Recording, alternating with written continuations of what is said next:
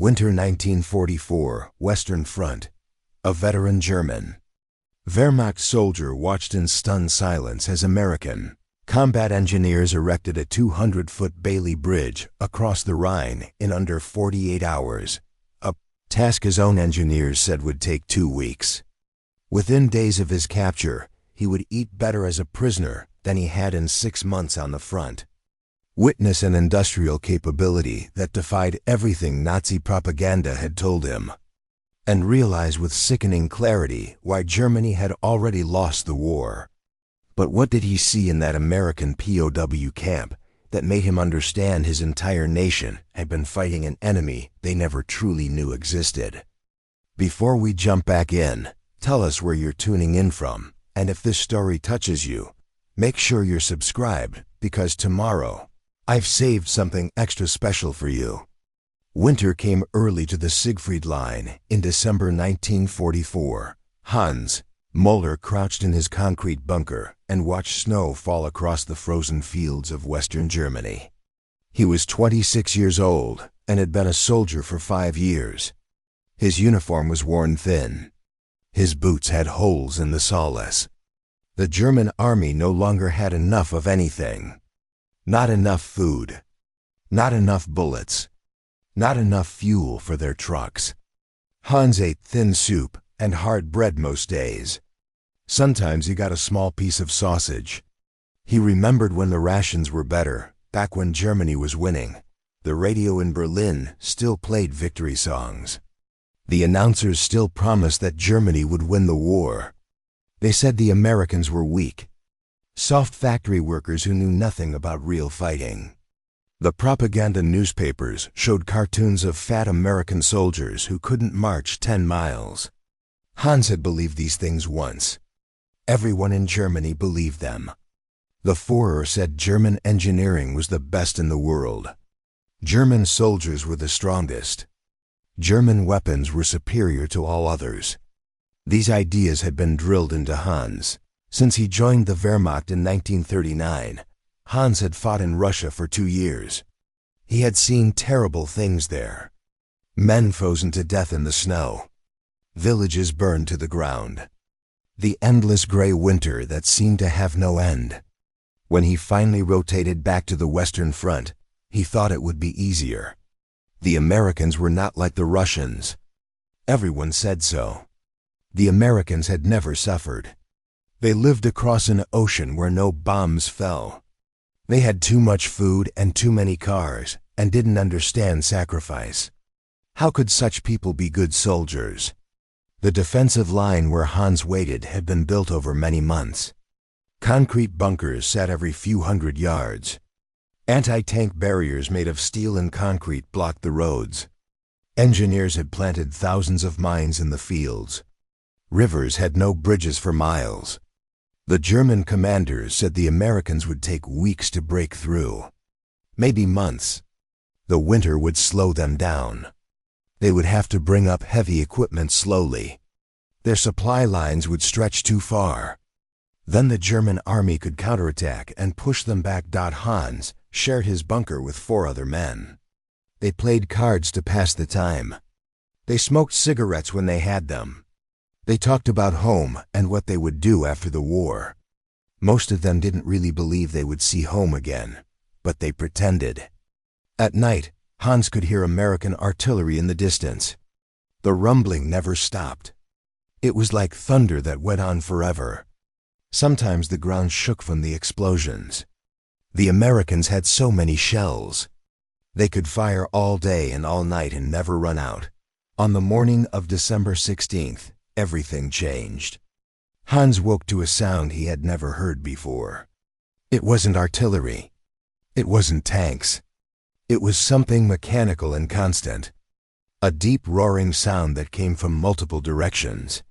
He grabbed his rifle and looked through the bunker's narrow window. What he saw made no sense. American vehicles covered the landscape like ants. Hundreds of them. Maybe thousands. Hans had never seen so many machines in one place. Trucks, jeeps, half-tracks, tank transporters, and equipment he couldn't even identify. Giant machines on tracks that pushed earth like it was nothing. Cranes on wheels. Portable bridges stacked on massive trucks. The entire American army seemed to be made of metal and engines, but that wasn't the most shocking part. The shocking part was how fast they moved. German engineers needed days to build a bridge. Hans had watched them work. They used hand tools and local materials. They measured carefully. They worked slowly because they had to save every piece of equipment. The bridges they built were temporary and weak. Heavy tanks couldn't always cross them. The Americans didn't work that way. Hans watched them reach a blown bridge over a small river. The German army had destroyed that bridge 3 days ago. It had taken German engineers a week to build it originally. Hans expected the Americans to stop. They would need to bring up engineers, survey the site, gather materials, maybe start work tomorrow or the next day. Instead, a column of American trucks arrived within an hour. Soldiers jumped out and started unloading metal sections. The pieces looked identical, pre-made, factory-built. The Americans didn't measure anything. They didn't cut anything. They just connected the pieces like a child's toy. Hans counted. 47 men worked on that bridge. They had it up in 4 hours. Then tanks started rolling across it. Heavy Sherman tanks that weighed 30 tons each. The bridge didn't even shake. Hans felt something cold in his stomach. It wasn't fear exactly. It was realization. This wasn't how armies were supposed to work. Armies moved slowly. They got tired. They ran out of supplies. They had to stop and rest. The Americans didn't stop. More trucks arrived. More equipment. More men. They moved like a machine that never needed to pause. By afternoon, Hans heard explosions from the minefield in front of his position. But these weren't mines being triggered. These were controlled explosions. American engineers were clearing paths through the mines. Hans had been told those minefields would stop the Americans for days. German engineers had spent 2 months planting those mines. The Americans cleared lanes through them in 3 hours. As the sun set, Hans saw something that made his hands shake. A massive American bulldozer drove straight toward the concrete anti-tank barriers. The barriers were 6 feet tall and reinforced with steel. They weighed several tons each. The bulldozer didn't slow down. It hit the first barrier and pushed it aside like it was made of cardboard. Then it pushed aside another, and another. In 20 minutes, the bulldozer had cleared a road wide enough for tanks. Hans turned to his squad leader, a veteran named Schmidt who had fought since Poland. Schmidt's face was pale. He was staring at the American engineers with wide eyes. Hans asked him what they should do. Schmidt didn't answer for a long moment. Then he said something Hans would never forget. He said these weren't engineers. This was an industrial army. And Germany had nothing that could stop it. The American soldiers came for Hans and his squad 3 days later. There had been no big battle. The Americans simply surrounded their position with so many men and tanks that resistance was pointless. Schmidt ordered them to surrender. They walked out of the bunker with their hands up. Hans expected to be shot. Instead, an American soldier searched him quickly, took his rifle, and pointed him toward a truck. The whole thing took maybe 5 minutes. The truck was new. Hans could smell fresh paint and oil. Back home, the German army was using trucks from 1936 that broke down constantly. This American truck had thick tires and a powerful engine. 20 German prisoners climbed into the back. The truck drove off smoothly. Hans looked out and counted the vehicles they passed on the road. He stopped counting at 200. Every single vehicle was moving. None were broken down on the roadside. None were being pulled by horses. In the German army, half the vehicles were always broken. What amazed Hans most was that every American unit had trucks. Not just the supply units, everyone. The infantry rode in trucks. The engineers had trucks. Even the medics had ambulances that were just trucks with red crosses painted on them. Hans had marched everywhere for 5 years. His feet had permanent blisters. He had walked from Poland to Russia and back. The Americans never walked anywhere. They rode. The convoy stopped at a collection point after 2 hours. More German prisoners stood in lines. American soldiers with clipboards wrote down names and information. They took photographs. They checked for injuries. One American soldier spoke German and asked Hans questions. Where was he from? What unit? How old? Hans answered carefully. The American wrote everything down on a form. The whole process was organized like a factory. Each prisoner moved through the same steps. Nobody was hit. Nobody was yelled at. It was strange and efficient. Then they loaded Hans and 50 other men onto a train. Not a cattle car like the Germans used. An actual passenger train with seats. The seats had cushions. Hans sat down and felt the softness under him. He couldn't remember the last time he sat on something comfortable. The train moved west through France. Hans looked out the window and saw American supply depots that stretched for miles. Mountains of crates. Fuel drums stacked higher than houses. Rows of new vehicles waiting to go to the front. It never ended. They arrived at a prisoner of war camp in eastern France after dark. The camp had been built recently. Hans could tell because the wood on the barracks still looked new. Floodlights lit up the whole area. Wire fences surrounded the compound. Guard towers stood at each corner. But what caught Hans's attention was that the entire camp sat on a foundation of gravel. The Americans had graded the land flat. They had put down proper drainage. In the German army, camps were just tents and mud. American soldiers processed them again. They went through a building where they stripped and showered. Hans stood under hot water for the first time in 8 months. The water came from pipes in the ceiling. There was soap. Real soap that made bubbles. Hans scrubbed the dirt and lice from his body. Other German prisoners around him were crying. Not from sadness. From relief. After the shower, they got clean clothes. Not new clothes, but clothes that didn't have holes. Clothes that had been washed. Then came dinner. Hans walked into a mess hall that held 300 men. The building was heated. American engineers had installed oil heaters in the corners. Hans got in line with a metal tray. The first server put 2 thick slices of white bread on his tray. White bread. Hans hadn't seen white bread since 1942.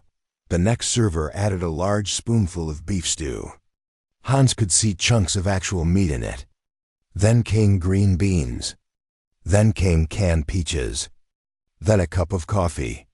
Real coffee, not the acorn substitute the German army served. Hans sat down at a long table. He looked at the food on his tray. This was more food than he usually ate in 2 days. Maybe 3 days. He thought about his last meal on the front line. Watery soup with a few potato pieces. A slice of hard black bread. No meat, no fruit. No coffee. His hands shook as he picked up the fork. The beef stew was hot and rich. The bread was soft. The peaches were sweet. Hans ate slowly because his stomach had shrunk. Around him, other prisoners ate in silence. Some were crying again. A German officer sitting across from Hans spoke quietly. He said the Americans were feeding them better than German officers ate at the front. Hans nodded. It was true.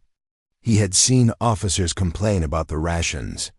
Now here he was, a prisoner, eating beef and peaches and white bread. It made no sense. Germany was supposed to be the strong nation. Germany was supposed to have the best of everything. But the Americans were feeding their prisoners better than Germany fed its own soldiers. The next morning, Hans woke in a wooden bunk with 2 blankets. The barracks were crowded but dry and warm. After breakfast, which included eggs and bacon, American soldiers selected work groups. Hans was assigned to a detail that would help expand the camp. More prisoners were arriving every day. The Americans needed more barracks. Hans and 30 other men were taken to a clearing next to the existing camp. An American engineer sergeant gave instructions through a translator. They would build 4 new barracks buildings. Hans expected this would take weeks, maybe a month. Building construction was slow work. You needed to cut lumber, dig foundations, measure everything carefully. Preparing and narrating this story took us a lot of time, so if you are enjoying it, subscribe to our channel. It means a lot to us. Now back to the story. The American trucks arrived an hour later. They didn't carry lumber. They carried entire wall sections, pre-built panels with windows already installed, roof trusses already assembled, floor sections that are locked together. Everything was identical. Everything was numbered. The Americans had made all the parts in a factory somewhere. The prisoners just had to put the pieces together following diagrams. Hans worked alongside American engineer soldiers. They were young men, maybe 20 or 21. They didn't act like superior conquerors. They shared cigarettes. They showed Hans how the pieces fit together. One of them was a carpenter from Michigan before the war. He explained that American factories made these buildings in sections. You could put up a complete barracks in 2 days. Hans did the math in his head. 2 days. German construction crews needed 2 weeks minimum. By the end of the first day, 2 barracks were finished, complete with doors, windows, and roofs. By the end of the second day, all 4 were done. Hans stood back and looked at what they had built. 4 buildings that could house 200 men, built in 48 hours. He thought about the concrete bunker he had lived in on the Siegfried Line. That bunker had taken 3 weeks to build. It had required cement mixers, lumber for forms, and careful work by trained engineers. These American barracks weren't as strong as concrete, but they didn't need to be. They just needed to house prisoners through the winter. Hans realized something that made his chest feel tight. The Americans could build faster than the Germans could destroy. Every bridge Germany blew up, America replaced in hours. Every building bombed, America rebuilt in days. Germany was using horses and hand tools. America was using factories and machines. It wasn't a fair fight. It had never been a fair fight. Germany was fighting the 19th century. America was fighting with the future. Christmas Eve arrived at the camp on a cold night in December 1944. Hans had been a prisoner for 3 weeks. He expected Christmas to be like every other day. Maybe slightly worse because it would remind him of home. He thought about his mother in Hamburg. She was probably eating potato soup, if she had anything at all. The British bombers had destroyed most of the city. Food was scarce everywhere in Germany now. That evening, the American guards told the prisoners to report to the mess hall at 6 o'clock. Hans walked through the snow with hundreds of other men. Nobody knew what to expect. When Hans entered the building, he stopped so suddenly that the man behind him bumped into him. The mess hall had been decorated. Paper chains hung from the ceiling. Someone had made a Christmas tree from pine branches. But that wasn't what made Hans stop. It was the smell: roasted meat, fresh bread, something sweet like cake. Hans's mouth filled with water. He hadn't smelled food like this since before the war. The prisoners formed lines as usual. Hans picked up his tray with shaking hands. The first server put a thick slice of roasted turkey on his plate. Turkey. Hans had eaten turkey maybe twice in his entire life. It was expensive meat that only rich people could afford regularly. The next server added mashed potatoes with butter. Real butter. Then came stuffing with herbs. Then green beans. Then a bread roll. Then cranberry sauce. Then a slice of pie with whipped cream. Hans carried his tray to a table and sat down. He stared at the food. This wasn't prison food. This wasn't even soldier food. This was better than what most German civilians ate before the war started. Around him, 300 German prisoners sat in complete silence. Many were crying. Some were praying. Hans cut a piece of turkey and put it in his mouth. The meat was tender and seasoned with salt and pepper. He chewed slowly. His eyes filled with tears. A German colonel at his table spoke quietly. His voice was bitter. He said the American prisoners were eating better than German officers at headquarters. Better than the generals. Better than anyone in Germany except maybe Hitler himself. And these were prisoners. Captured enemy soldiers. If America could feed its prisoners this well on Christmas, what did American soldiers eat? What did American families eat at home? Hans thought about his own officers on the Russian front. They complained constantly about the food. Even colonels and majors got thin soup and black bread most days. Sometimes they got a little sausage or cheese if supply trucks made it through. But this was how America treated its enemies. With turkey and pie and real coffee. Hans felt something break inside his chest. It was the last piece of belief in what his government had told him. After dinner, the camp commander spoke to the prisoners. He was an American major who spoke some German. He said that tomorrow the prisoners could send letters home through the Red Cross. He said they would continue to receive 3 meals a day and medical care. He said the war would end eventually and they would go home. Then he wished them all a Merry Christmas. Some prisoners actually said Merry Christmas back to him. Hans just sat there feeling empty and full at the same time. The next week, Hans continued working with the American engineers. He talked more with them now. His English was limited but improving. One engineer named Joe was a farmer from Iowa before the war. He grew corn and raised pigs. He wasn't a trained engineer. He wasn't a specialist. The army had taught him to operate a bulldozer in 6 weeks. Now he could grade roads and clear obstacles as well as any German engineer who had trained for years. Joe showed Hans pictures of his farm. He had 3 tractors. 3, most German. Farms shared 1 tractor between 10 families. Another engineer named Robert had worked in a car factory in Detroit. He said the factory made 1 car every 60 seconds when it was running at full speed. Hans couldn't comprehend this. 1 car every minute. That meant 60 cars an hour. Over 1,000 cars in a single day from 1 factory. Robert explained that Detroit had dozens of car factories. When the war started, they converted to making tanks and trucks and airplanes. That was why America had so many vehicles. Their factories could make more vehicles in a month than Germany made in a year. Hans asked Robert about the pre-built barrack sections. Where did they come from? Robert explained that factories in America cut and assembled the sections. Then they shipped them across the Atlantic Ocean, the ocean. Hans tried to imagine this.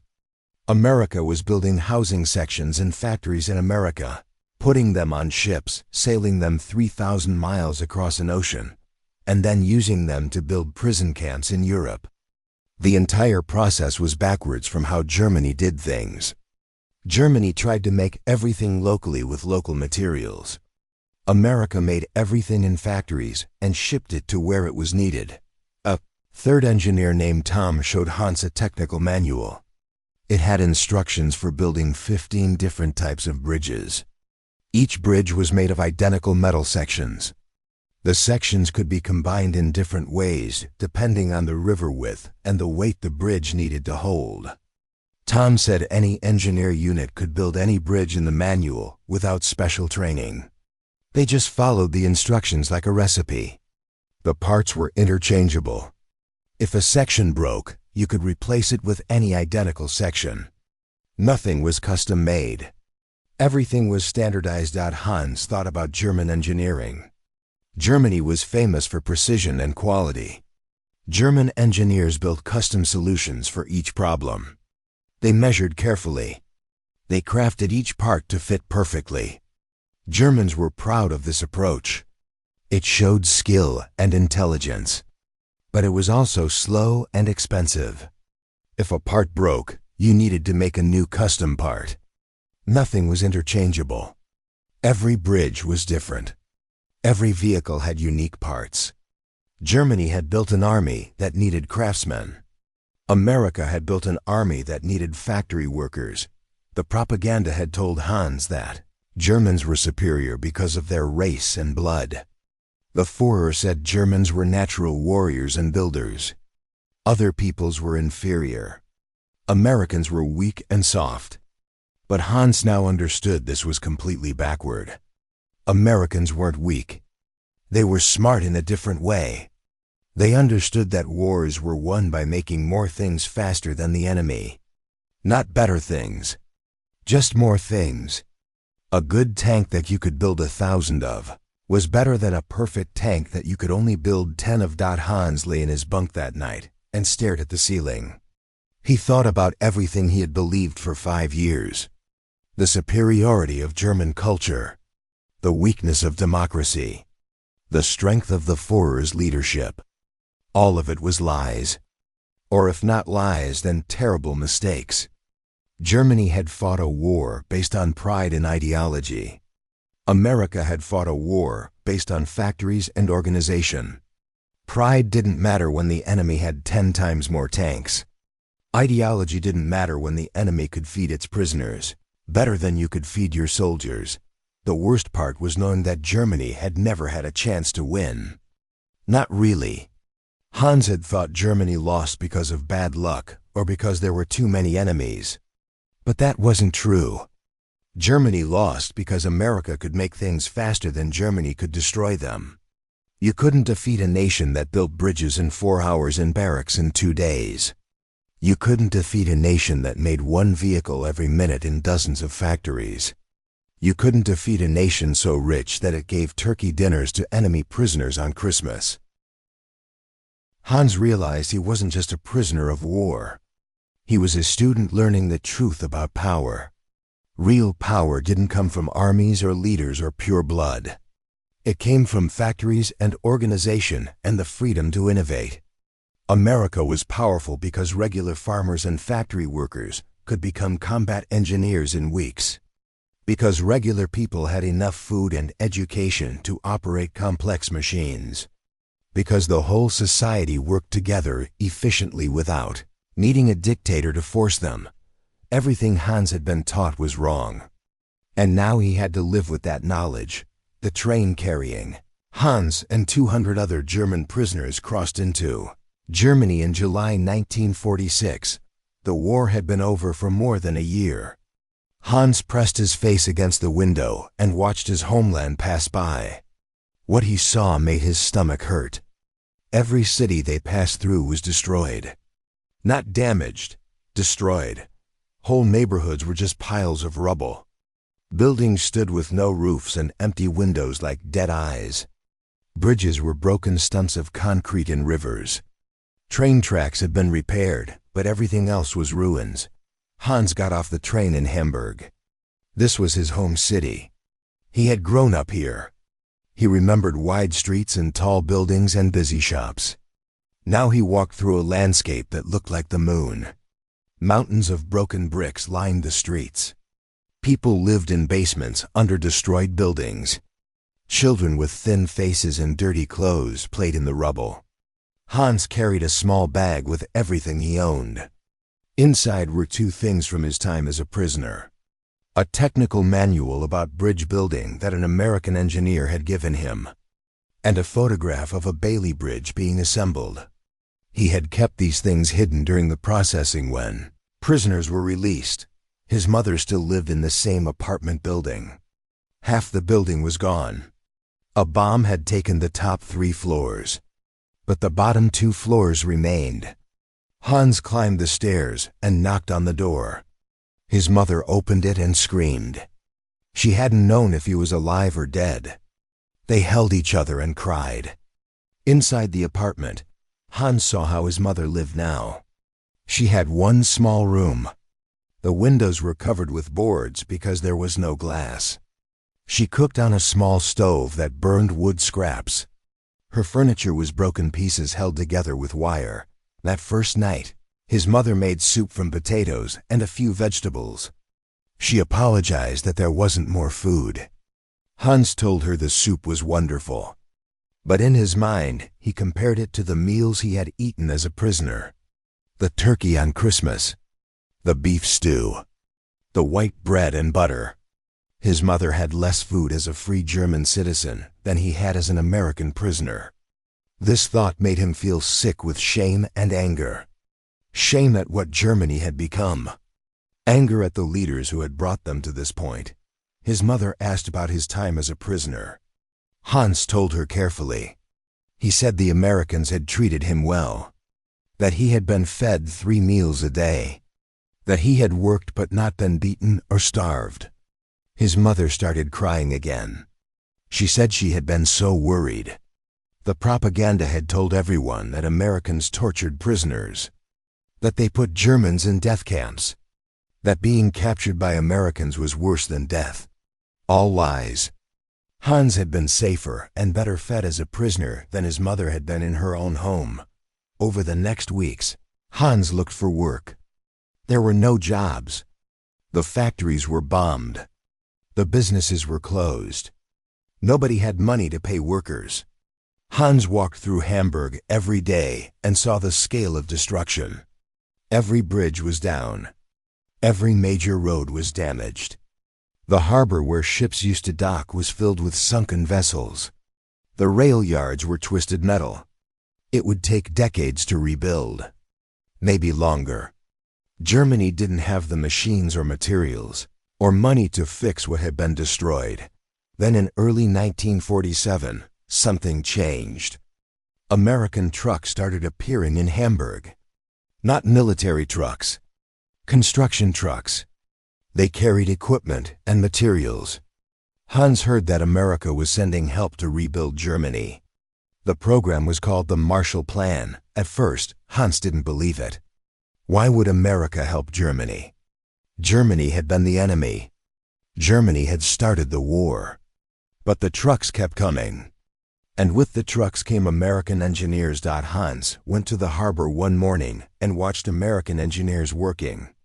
They were building a temporary dock so ships could unload supplies. Hans stood and stared. They were using the same methods he had seen in the prison camp. Pre-built sections. Standardized parts. Fast assembly.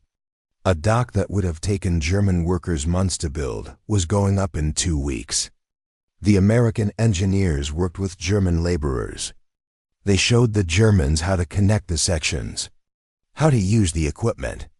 They were teaching Germans the American way of building. Hans approached the worksite and asked if they needed workers. A supervisor who spoke German looked at his hands. Hans had calluses from work. The supervisor asked if he had construction experience. Hans said he had worked with American engineers as a prisoner of war. The supervisor's eyebrows went up. He asked what Hans had learned. Hans pulled out his technical manual and showed it. The supervisor smiled and hired him on the spot. For the next 2 years, Hans worked alongside American engineer units rebuilding Hamburg. He helped construct bridges using Bailey Bridge sections. The same sections he had first seen on the Siegfried Line in 1944. The same sections that had amazed him with how fast they could be assembled. Now those bridges were being used to connect German cities again. Hans helped build roads using American graders and bulldozers. The same machines that had pushed through German defenses. Now they were grading roads so German trucks could carry supplies. The irony wasn't lost on Hans. In combat, he had feared these machines and these methods. They had defeated his army, smashed through defenses that were supposed to hold for months. Now those same machines and methods were rebuilding his country. The American engineers treated him with respect. They didn't act like conquerors. They acted like construction workers doing a job. When Hans made suggestions, they listened. When he learned something new, they taught him more. One day in 1949, Hans was working on a bridge over the Elbe River. An American engineer named Miller was supervising. Miller had been an engineer during the war. Hans asked him if he had fought on the Western Front. Miller said yes. He had been part of the units that crossed the Rhine. Hans told Miller that he had been on the German side, that he had watched American engineers work and been amazed. Miller laughed and said the Germans had been good fighters, but they hadn't understood modern warfare. Modern warfare wasn't about courage or tactics anymore. It was about logistics and production and speed. Hans thought about this often. Germany had tried to win through superior will and fighting spirit. America had won through superior organization and industrial capacity. Germany had believed in the power of ideology. America had believed in the power of efficiency. In the end, efficiency won. It always won. You could have the bravest soldiers and the best tactics, but if the enemy could build 10 bridges for everyone you destroyed, you would lose. The bridge over the Elbe was finished in 3 weeks. It was strong enough for heavy trucks. German engineers had estimated it would take 3 months to build a bridge. They're using traditional methods. Hans stood on the completed bridge and looked down at the water. He thought about Schmidt, his old squad leader, who had said the Americans were an industrial army. Schmidt had been right. But what Schmidt hadn't understood was that being an industrial army wasn't a weakness. It was the ultimate strength. Hans kept working in construction for the rest of his life. He used the methods he had learned from American engineers. Fast assembly, standardized parts, efficient organization. He taught younger German workers these same methods. Some of them asked why Hans knew so much about American engineering. He told them the truth. He had learned it as a prisoner of war. He had learned it by watching his captors work. He had learned it by eating their food and living in their camps and seeing their abundance. The lesson Hans carried for the rest of his life was simple but profound. Wars are not won by the bravest soldiers or the best weapons. They are won by the side that can build faster than the other side can destroy. America hadn't defeated Germany through cruelty or overwhelming force alone. America had defeated Germany by being more organized, more efficient, and more productive. A free society with educated citizens and industrial capacity would always defeat a dictatorship built on lies and force. Hans never forgot the Christmas dinner in 1944, the turkey and pie that prisoners ate while German soldiers starved. That single meal had taught him more about power and strength than 5 years of Nazi propaganda. Real strength came from taking care of your people, from building systems that worked, from creating abundance instead of scarcity.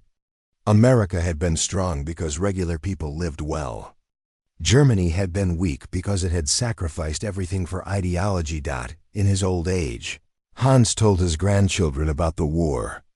He told them about watching American engineers build a bridge in 4 hours, about eating better as a prisoner than as a German soldier, about learning that everything he had been taught was wrong. He told them to remember that nations are not great because of their armies.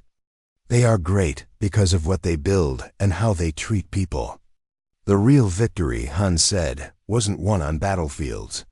It was won in factories and farms and the daily work of free people building a better world. Up next, you've got 2 more standout stories right on your screen. If this one hits the mark, you won't want to pass these up. Just click and check them out. And don't forget to subscribe and turn on the notification bell so you don't miss any upload from us.